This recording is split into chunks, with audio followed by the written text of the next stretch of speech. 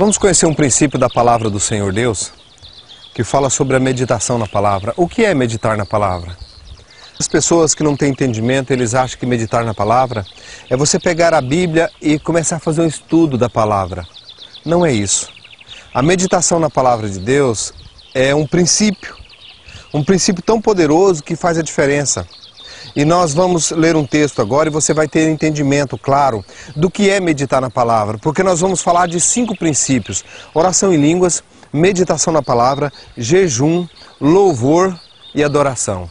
Nós vamos falar desses 5 princípios e esse tópico especialmente nós vamos falar de meditação. A forma, como é que eu medito na palavra de Deus? Eu comecei a observar Paulo e Pedro e fui fazer uma comparação entre os dois, como que foi a prática dos dois. Paulo andou numa unção tão poderosa que os aventais de Paulo curava. As vestes de Paulo tocavam nos enfermos, os enfermos eram curados. Por quê? Porque Paulo orava muito em línguas e ele ficava encharcado da glória de Deus, da presença de Deus. A oração em línguas, ela traz o conhecimento da palavra, como diz Isaías, capítulo 50, diz assim: o Senhor Deus me deu língua instruída, para saber a palavra que ampara o cansado, para ter a revelação. Paulo foi um dos homens que mais escreveu, que mais teve revelação profunda da palavra de Deus. Até o próprio Pedro diz a respeito dele assim: o nosso irmão Paulo fala coisas muito difíceis de entender, ou seja, muito profunda dentro do Espírito, porque Paulo orou muito em línguas. Então, quando você ora muito em línguas, você tem muito discernimento. Você tem muita revelação da palavra de Deus. Quando você ora muito em línguas, mesmo assim a unção de Deus vem sobre a sua vida, assim como veio na vida de Paulo, que os aventais dele curava. Mas Pedro foi um dos homens que mais andou no poder de Deus também em termos de milagres. Pedro já não escreveu muito. Pedro escreveu 1 Pedro e 2 Pedro, somente. Por quê? Porque Pedro não foi muito de orar em línguas. Pedro ficou muito na meditação na palavra. Imagine você, ele negou Jesus 3 vezes, ele deixou o mestre sozinho, ele tinha motivo de sobra para passar tempo meditando na palavra de Deus.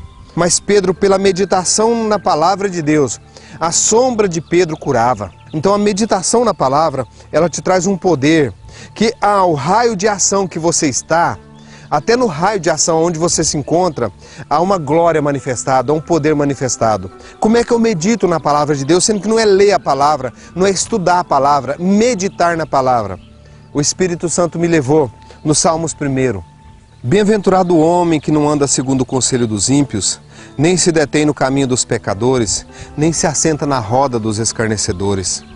Antes tem o seu prazer na lei do Senhor, e na sua lei medita de dia e de noite. Medita de dia e de noite.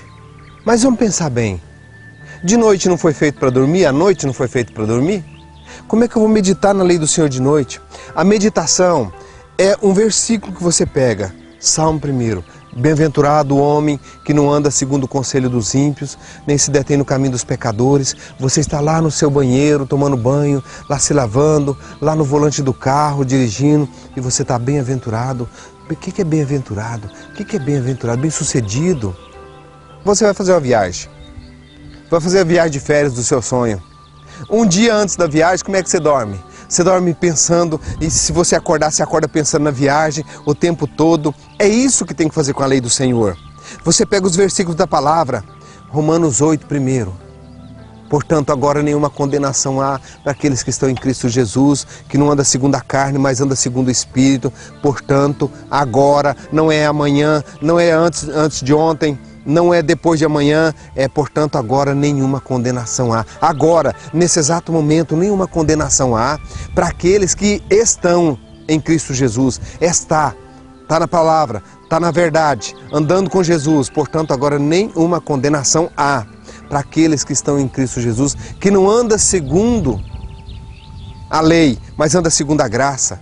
Que não anda segundo a condenação do mundo, mas anda segundo a palavra de Deus. E você fica pensando naquilo o tempo todo, meditando, pensando. Deixa eu te explicar melhor. Você, quando você foi casar, se você é casado, um dia antes do casamento, como é que você estava?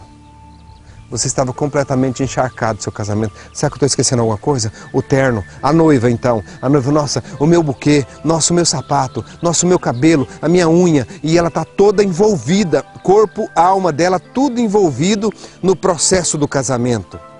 Quando você medita na lei do Senhor, como Pedro meditava, Pedro passava mais tempo pensando no Senhor Jesus, no que o Senhor ensinou, na palavra do Senhor. A meditação trouxe para Pedro uma unção que a sombra de Pedro curava. Até a sombra dele passava sobre os enfermos, eles colocavam os enfermos contra a luz do sol, para que a sombra de Pedro refletia sobre os enfermos e eles eram todos curados. Que poder é esse, querido? Como é que esse homem arrumou?